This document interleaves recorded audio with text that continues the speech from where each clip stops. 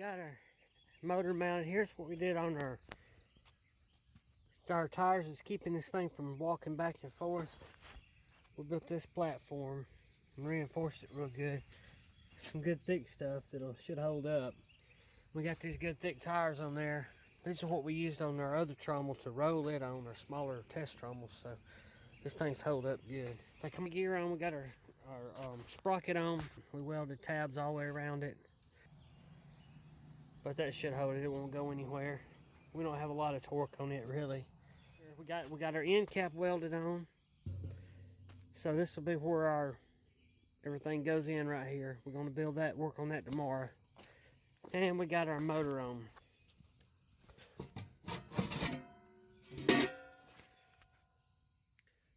We got our 12-to-1 gear reduction right there. And we got it running off of this 6.5 horsepower Predator motor from Harbor Freight. Anyway, we've got us a slip clutch on it. See that David made this bracket right here. It's 1/2-inch thick steel bracket. Bolts onto the... it's too dark in there to see it. But anyway, it bolts on right here on the front of the geared reduction. David's going to try to crank this thing up right quick. Look at the vice grip. We use them things for everything. They work so good. Saves us from welding stuff and having to cut it back loose.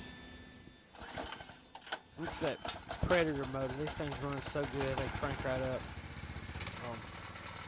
We put that slip clutch on there so we can get it started, start turning that barrel easier because that thing weighs about 2,000 pounds. Then we'll have dirt in it too. So there's a look inside at our dividers. See how we staggered them down there. On our wheels, we messed up on our wheels and we got too much gap in between them right there. We didn't think about it.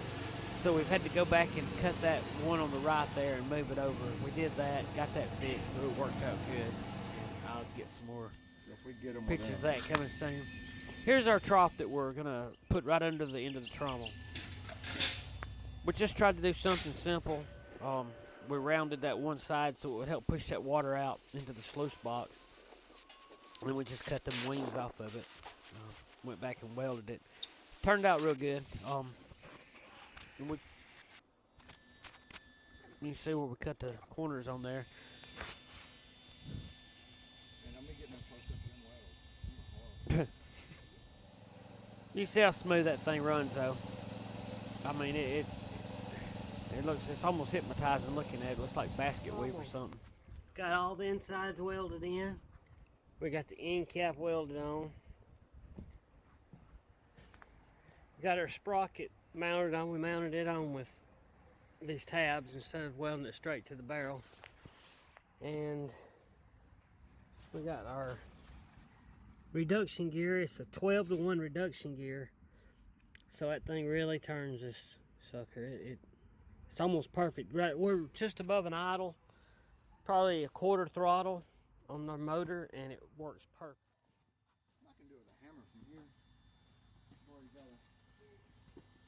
We're working on the sluice box. This is where we got to today with it. We got all this welded, the bottom section. We're still mocking the rest of it up, trying to figure out how we're going to do it. We got this center piece that's going to split the water as it comes out of our trough here. Our barrel will sit here, our trommel. It'll rush out. We're going to pinch it together here to build the water up, and then we're going to split it right there. These, we hadn't figured out where we're going to put them yet. I think we're going to have 3 on each side, smaller than that. Like 1, 2, 3, just to sort of spread the water good.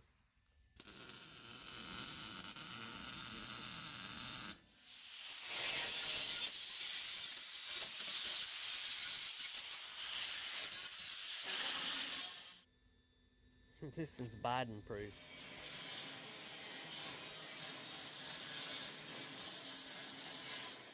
Sluice box is, this has got to match it.